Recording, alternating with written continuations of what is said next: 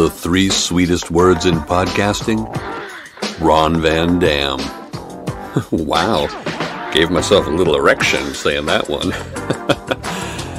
And I forgot to turn off the microphone.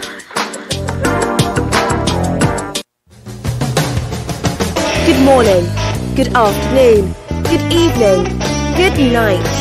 It's the Ron Van Dam Show. Thank you very much. Hold on tight, things can get a bit weird, if you like that sort of thing.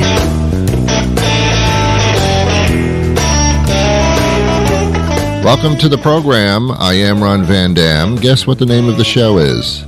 No. It's not Bucky's Extremely Strange Adventure. No, it's the Ron Van Dam Show. Figure it out.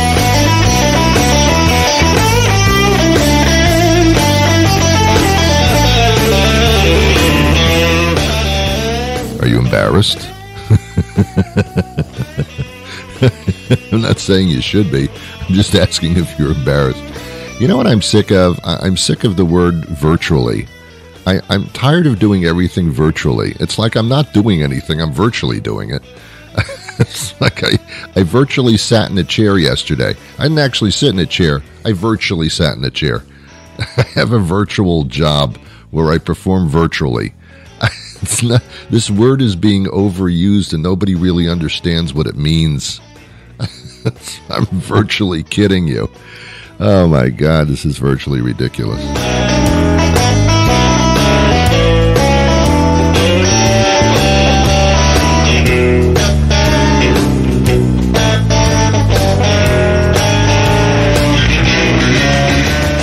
I'm also getting sick of the word viral. Like, whoa, that was really wonderful. It went viral yesterday. Yeah, so did the pandemic. I mean, stop with the word viral. Anything with the word viral or virus in it, can we not, use that normally, please, as a part of our English language to describe different things? I mean, cut it out.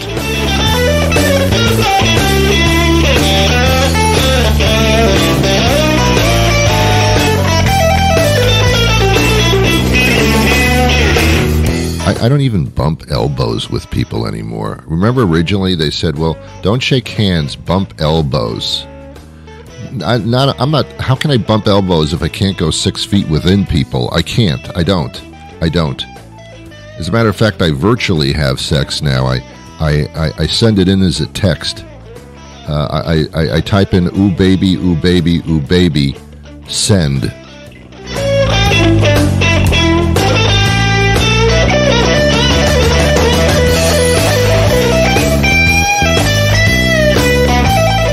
You know, in the old days, like a year ago, people used to send pictures of their private parts on email and texting pictures of their private parts, and we thought, these people are sick. Now I'm realizing they're just social distancing, that's all.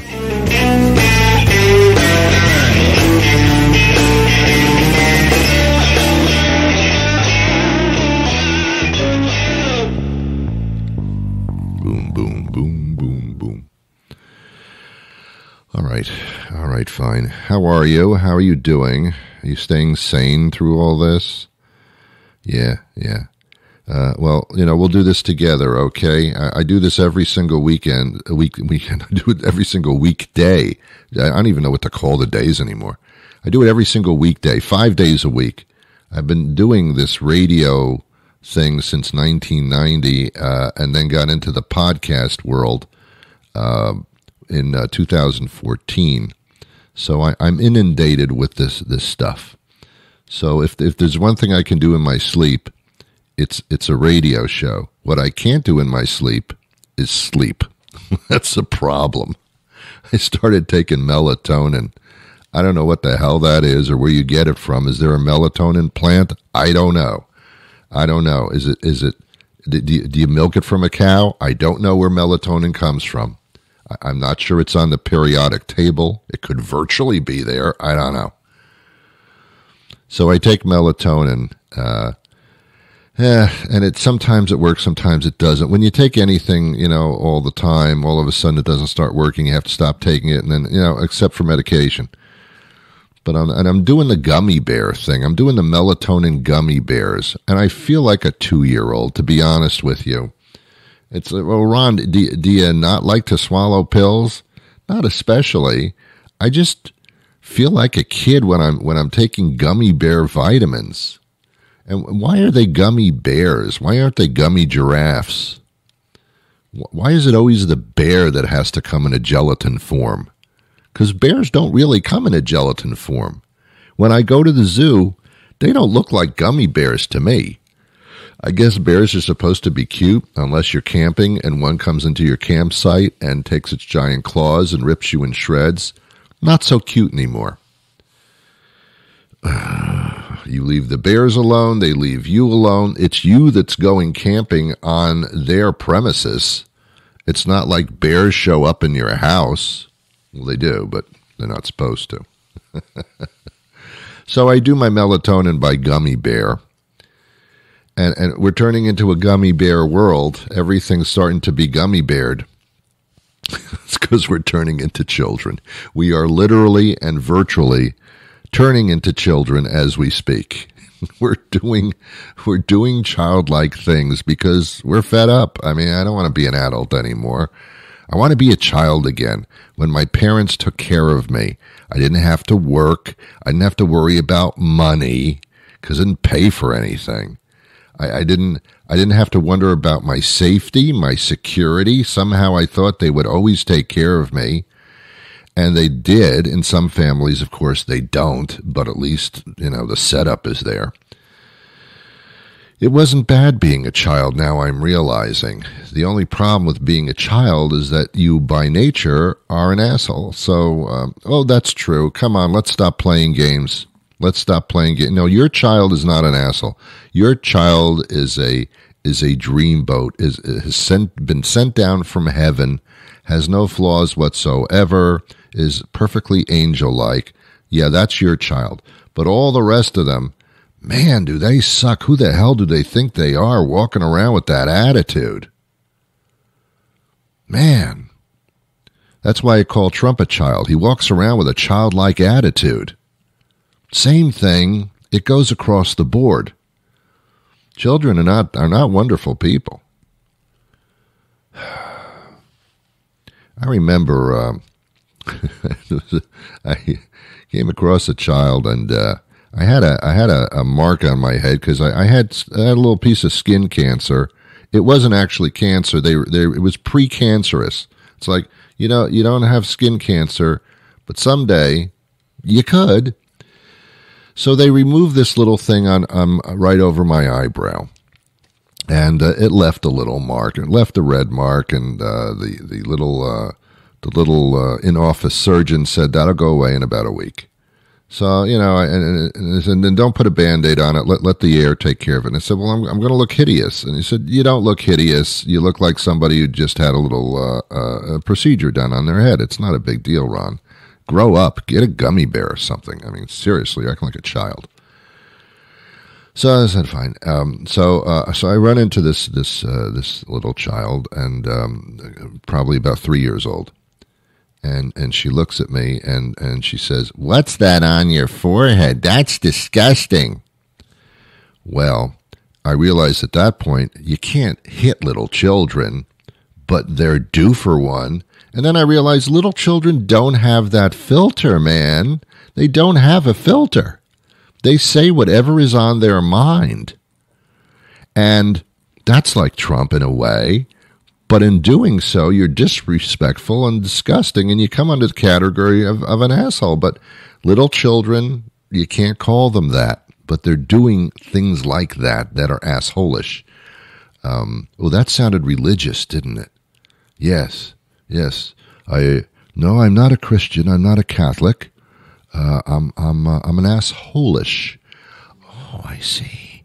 Never heard of that religion, but I think you do fit it when I come to think about it. Anyway, children are like, anyway. So when I was a kid, I felt protected, taken care of. I had a foundation. I had a roof over my head, which is preferable to having no roof over your head. You get wet that way, and it gets cold. So being a child wasn't so bad. But you're a child for such a small portion of your life. By the time you hit 16 or 17, I mean, you're pretty much a young adult. You're making stupid and ridiculous and asinine decisions, but yet you're a young adult. So maybe 16 years of your life, maybe 15 years of your life, you're a child. And then the other, like 2,000 years of your life, you're an adult. So a child is a very small portion. It's the most impactful, but small. Why do I say this? Well, for a very good reason. It killed about 10 minutes of the program.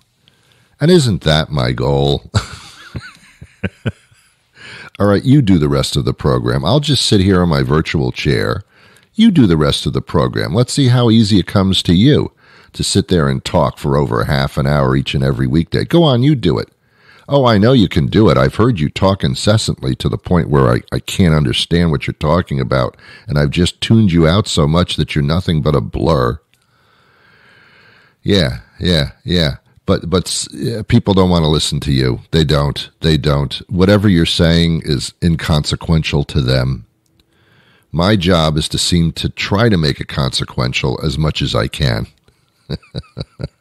I have a great guest coming up later in the show. I say that as a tease. I like to tease you, but only in that sense. Otherwise, teasing is ridiculous. Teasing is stupid. Again, it's childlike. It's another child quality that people don't grow out of. We don't grow out of all our child qualities at all. Hey, look, I'm taking gummy bears for melatonin, okay? Ron, you said that like 12 minutes ago. I know.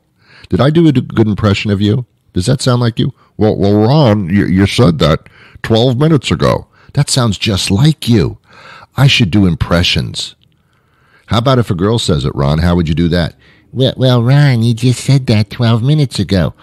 Spot on. Spot on. Every woman sounds like that. That is so spot on. Man, incredible. I have a friend who wanted to form a career in doing voiceovers and doing cartoon character voices. And I thought, that sounds like a really interesting cop-out for a job. You don't literally have to do anything but sit in your virtual chair and read a script, putting on a certain voice, and they pay you money. That sounds intriguing.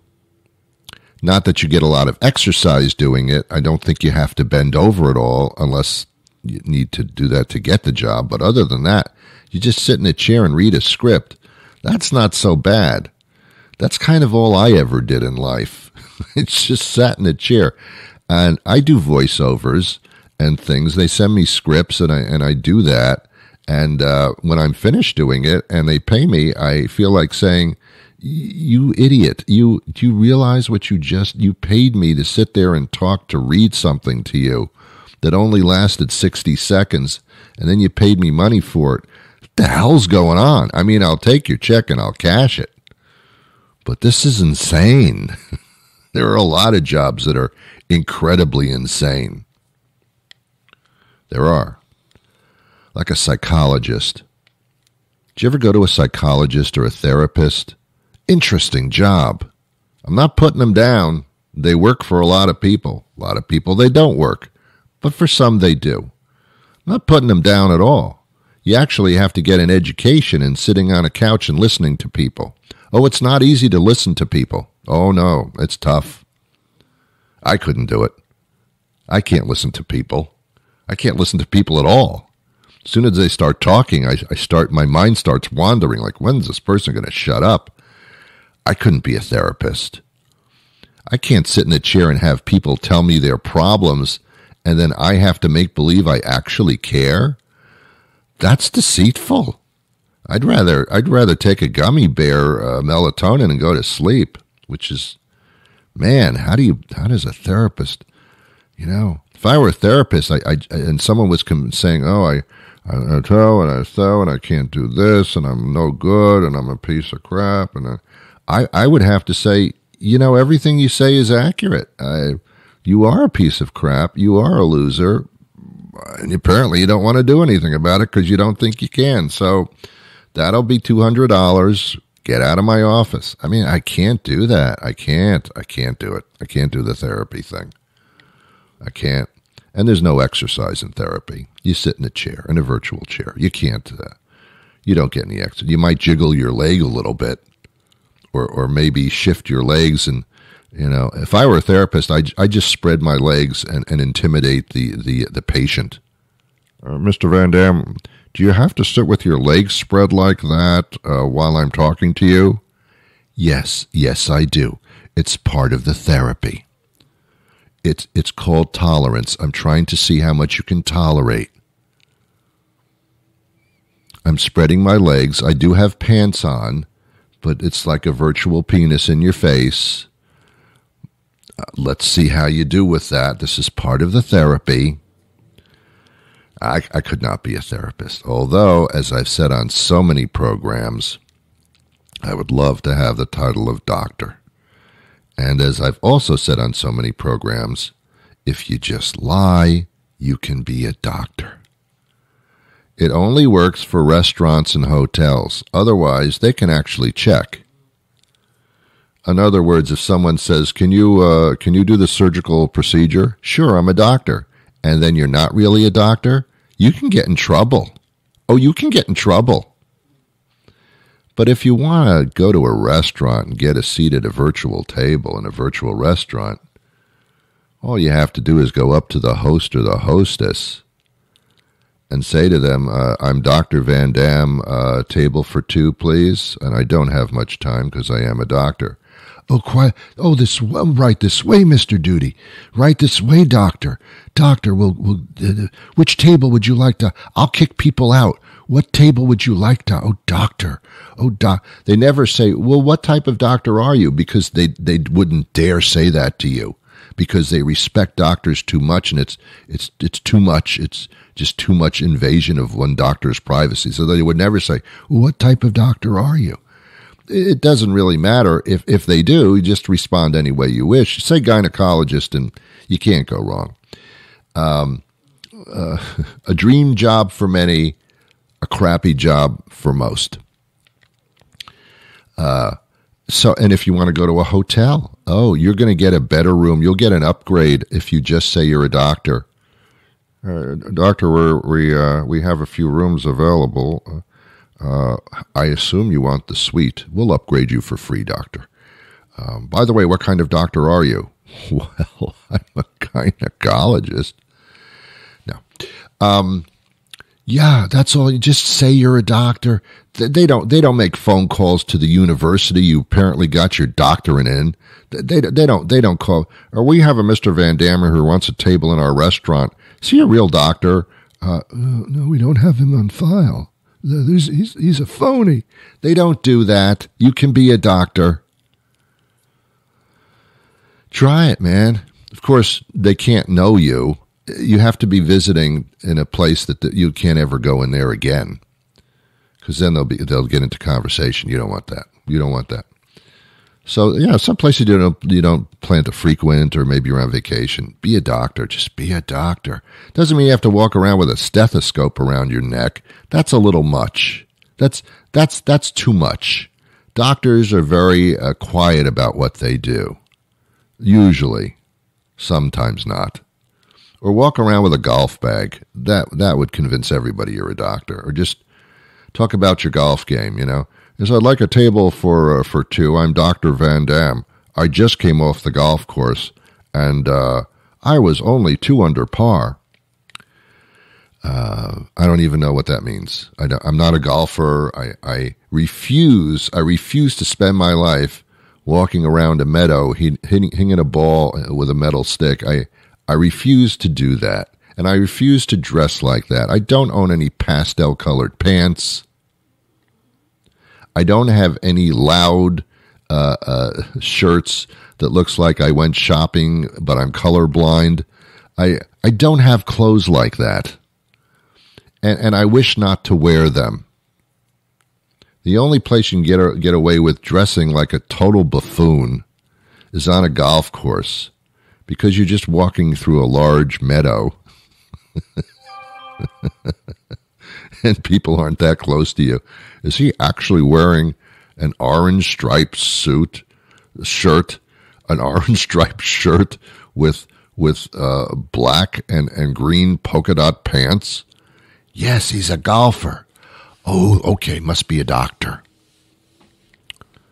Seriously? All right. My guest is going to join us momentarily. And I don't know if you want to go to the bathroom at this point. The show won't last that much longer. I think you can hold it in. I'm not sure. We'll check it out. But in the meantime, how about this? Looking for someplace new and fun to take the family for breakfast? Then it's time to try Greg's House of Avocado Toast. Featuring all your breakfast favorites. White toast, wheat toast, rye toast, yes, even multigrain toast, and more, all topped with creamy avocado. Or mix it up a little with a toasted English muffin topped with avocado. Come in every Thursday for our chef's special creation, sourdough toast with avocado.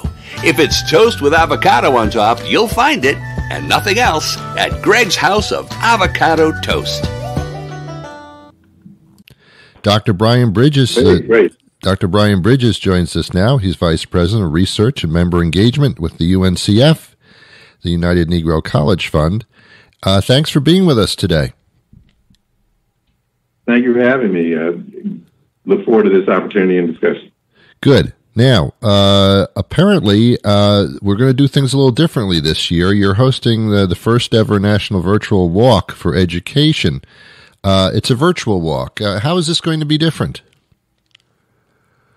Yeah, so typically, Ron, what UNCF, we do events all across the country to raise funds for our member institutions and our students. This year, due to COVID-19, and we want to keep people safe and socially distanced, we're doing, for the first time ever, a virtual national walk for education. Uh-huh. And the desire is to raise funds to support HBCUs, historically Black colleges and universities, and the students they attend through the help of individuals, corporations, and other donor groups. While we're practicing social distancing, the event will encourage participants to support our initiative through an activity of their choice, wherever they might be, including walking, running, cycling, even dancing safely, all while having fun and still raising money for UNCF and the institutions and students we support. Okay, so you do it individually as opposed to amongst groups of people. So you can still do the walk, but you do it individually or perhaps with one other person, something like that. Yes. So we're encouraging, all you have to do is go to the website to register. Mm-hmm. Registration is only $25 to help offset the costs and support UNCF. And you could then choose if you want to bicycle, if you want to walk for a quarter mile or a mile, however long you want to walk, that's up to you. If you want to run, a marathon, that's up to you as well. Mm-hmm. But we're encouraging you to do that wherever you might be. That's cool. So you can actually get creative about it and do some fun things that weren't even considered before, and it might even draw even more attention. Yes, that's right. I mean, in the past, we typically would do about 7 walks across the country each year, mm-hmm. with about 25,000 or so participants. And our goal is to exceed that, as well as exceed our annual fundraising goal, which is typically in our walks around $1.5 million. Mm-hmm. We've already exceeded that and hope to exceed that even further by getting more people involved in this virtual walk, because you're not necessarily bound by the 7 locations we typically would do it. Yeah. People anywhere can participate in the walk this year. Yeah. Hey, you know what might happen? People might like this in the future, even without the restrictions. They might say, this is pretty cool. We can be a little creative and raise even more money. We're hoping that's the case. I think COVID-19 will change the way our society operates in a number of ways, and this very well might be one of them as well. Yeah, well, temporarily we hope, but this, if better things come out of it, then that's something. Tell me again about the UNCF, United Negro College Fund. Most are familiar with it, but specifically, what does that organization do? Well, UNCF last year we celebrated our 75th anniversary. So we've been around since 1944. And we basically are the largest scholarship provider outside of the federal government to minority students. And the virtual walk will help us raise critical unrestricted support and funds to support our students and our historically Black colleges and universities. We support 37 HBCUs across the country, private HBCUs. The walk will also help us engage with our supporters and partners and attract new donors and supporters around the country. We're one of higher education's most impactful assets. We tirelessly work on providing support, financial support, and various other types of support, our institutions and our students. For instance, last year, we awarded approximately $90 million in scholarships to more than 10,000 individual scholarships last year alone. And so and not just at HBCUs, we award scholarships to students who attend over 1,100 colleges and universities across the country. Wonderful, wonderful. And it's a tradition and a good one, and it keeps growing. And I hope this year it explodes into a great participation. Now, let's talk about this event itself. How does one get involved, become a fundraiser, all of that?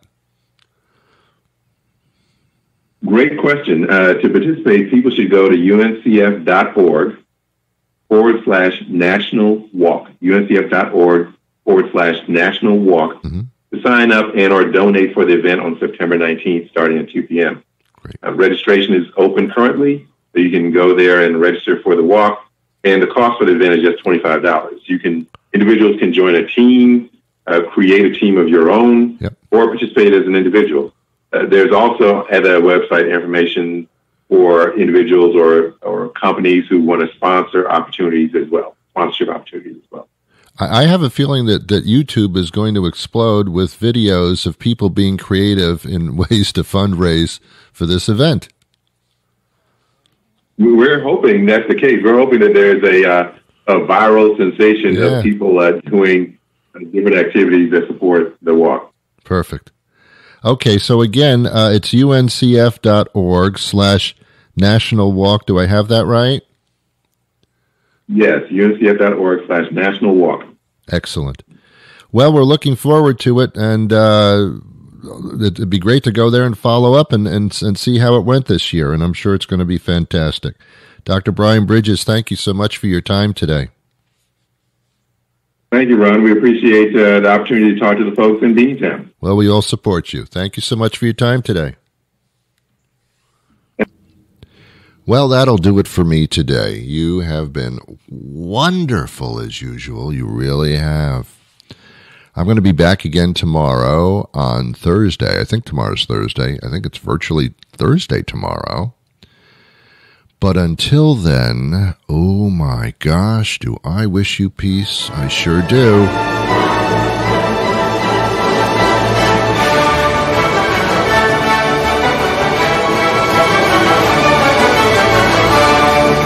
You can sing along to the closing theme. You know the words.